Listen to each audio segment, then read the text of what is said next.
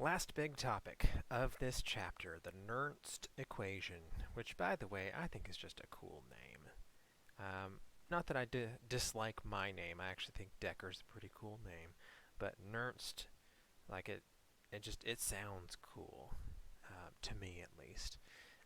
So what the Nernst equation allows us to do is it allows us to calculate and to do calculations using non-standard conditions with our cells. Because most of the time, as in most everything in chemistry, we're probably not going to be at standard conditions. Standard conditions are useful. They allow us to kind of gauge just generally how a reaction is going to behave. But when we really get down to specifics, most of the time it's not going to be at standard conditions. So, if you remember from the last chapter, when we were looking at the non-standard Gibbs free energy values, we used this equation to relate the standard Gibbs free energy to the non-standard Gibbs free energy. And if you remember from the last video, we can use these equations to relate the non-standard cell potential and the standard cell potential to the standard and non-standard Gibbs free energy. And so what we're going to do is in that equation from the last chapter, we are just going to insert this and this for the standard and non-standard Gibbs free energy. And that will give us this mess. Ugh, not terribly useful, but still much better than what we had before. And so if we divide both sides by negative NF, we get this, which is the Nernst equation, although it's not the most common way of representing the Nernst equation. There's actually a few different ways. But this is the most basic form of the Nernst equation. The non-standard cell potential is equal to the standard cell potential minus R, which is the gas constant, times T, the temperature in Kelvin, divided by N, the number of electrons being transferred, times Faraday's constant, times the natural log of Q, which is, again, the reaction quotient, which is just the, I think that's how it's spelled out. It's just the equilibrium constant, but not at equilibrium. So products raised to their coefficients over reactants raised to their coefficients.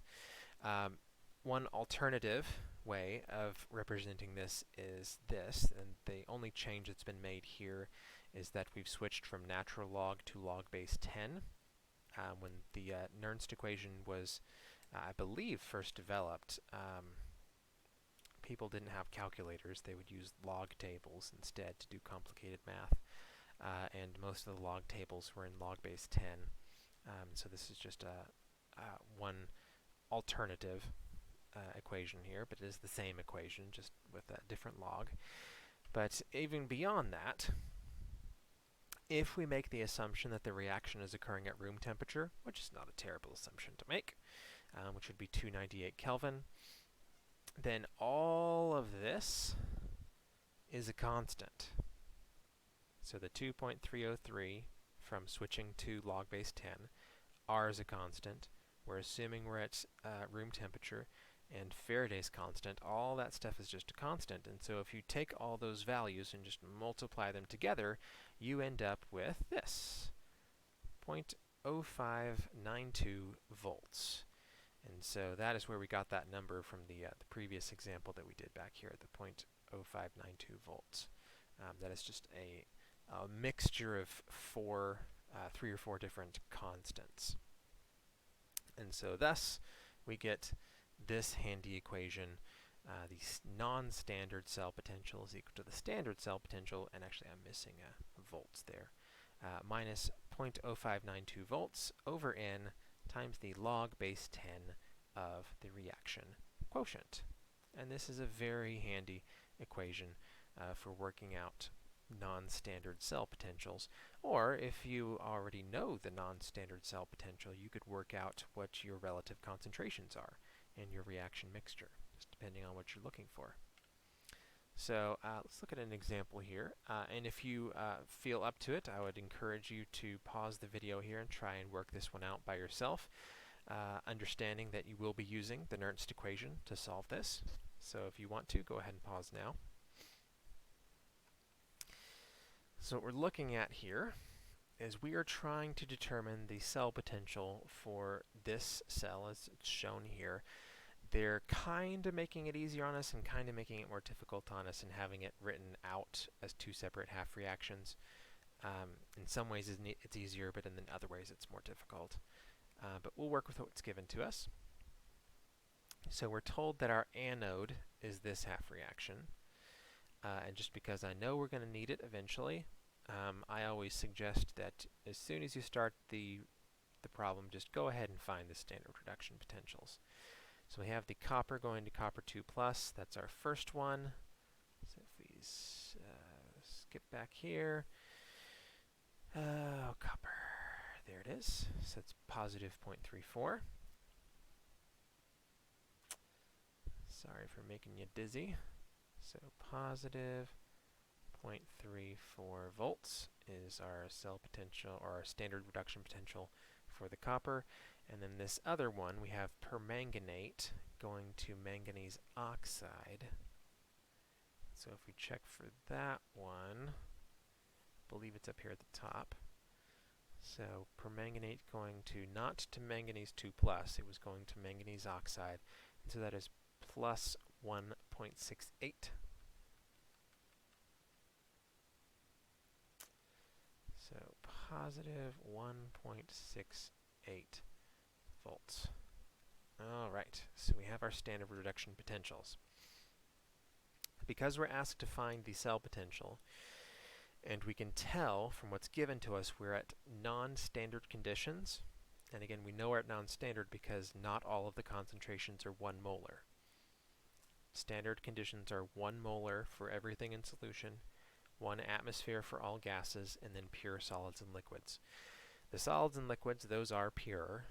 We don't have any gases, but the things that are in solution, only one of them is at 1 molar, and so we are not at standard conditions.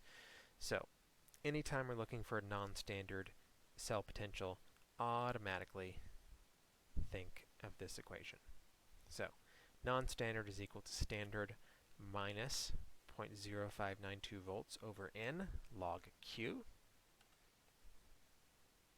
So we'll go ahead and write that in here.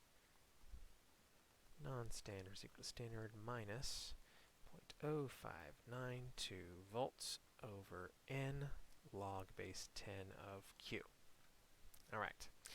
So we have, at this point, 3 things that we need to solve this equation. We need to find the standard cell potential, the number of electrons being transferred, and Q. We need all 3 of those. And we can just pick one and go with it.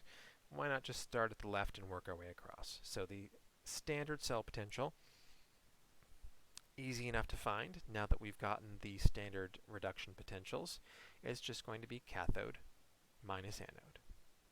And so cathode is the reduction process, anode is the oxidation process, so it is going to be 1.68 minus 0.34, which is going to be 1.34, I guess. Yeah, if I'm doing that math right in my head. So positive 1.34 is our standard cell potential. And actually, I'm going to go ahead and just start writing these in. So positive 1.34 volts is the standard cell potential. We're going to have then 0.0592 volts over N. So this then leads us to the question, how many moles of electrons are being transferred? Well, if we look at our 2 half reactions, in this half reaction, 2 are being transferred, and in this half reaction, 3 are being transferred. So we can only get electrons in packets of 2 from here, and only get them in packets of 3 from here. Again, we could do this the long way. We could take both half reactions, work through the whole balancing process, and balance everything, including the electrons. Or we can just recognize that because we can only get electrons in packets of 2 and packets of 3, the smallest number where those 2 can be equal is 6. So if you worked your way through the whole process, you would end up multiplying this half reaction by 3 electrons and this one by 2, and you'd be good to go. So N is 6. So then the last thing we need is the log of Q. So we need to find Q. So if you remember, Q is products over reactants. Now, I believe both, oh no, they are written, okay. So you would need to check and make sure that the two half reactions are written correctly, and these are, so this is indeed written as an oxidation, and this is written as a reduction. This is giving up electrons, and this is accepting electrons. You would need to double check that if you were doing a problem in the homework. But these are actually written where the things that are on the product side and the things that are on the reactant side are actually products and reactants in the reaction as it's occurring. So we are just going to take the products that have concentrations and stick them in here on the top, which in this case is, I believe, just the 1. Yep, it's just the copper 2+. So we're going to have 0.01. The one tricky thing here is that in the balanced chemical equation, because we had to multiply this whole thing by 3 to get 6 electrons, we also had to multiply this by 3. So that is the one kind of tricky thing in here, where it might actually be better to actually do the whole balancing process if you have trouble remembering to think of that. It's definitely not the worst thing in the world to spend an extra minute, a minute and a half, or even 2 or 3 minutes to balance out that equation to make sure you get the right answer. So again, we got that 3 here, even though there's nothing there, but we did have to multiply this whole half reaction by 3 to get the number of electrons to balance out. In the same way, we're going to have to multiply everything in this half reaction by 2 to get the electrons to balance out. So when we do our permanganate, that is going to be 2 raised to the 2. It was 1, but because we multiplied everything by 2, that gives us 2 of those.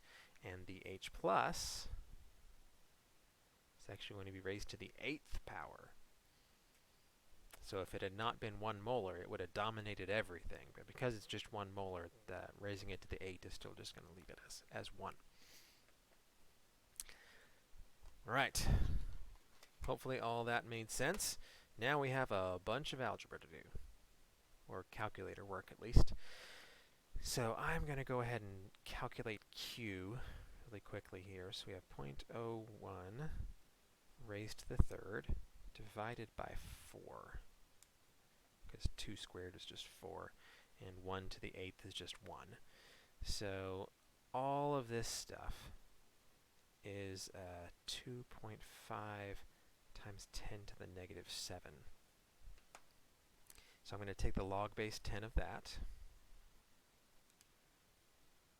That value, then I'm going to multiply by 0.0592, and then divide it by 6. So all of this is negative 0.0651 volts. And so then to put all this together, the non-standard cell potential is 1.34 volts minus negative 0.0651 volts, which is,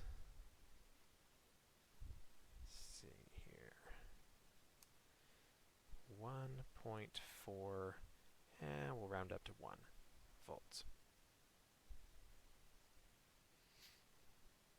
So our cell at these non-standard conditions is slightly more spontaneous than it was at standard conditions.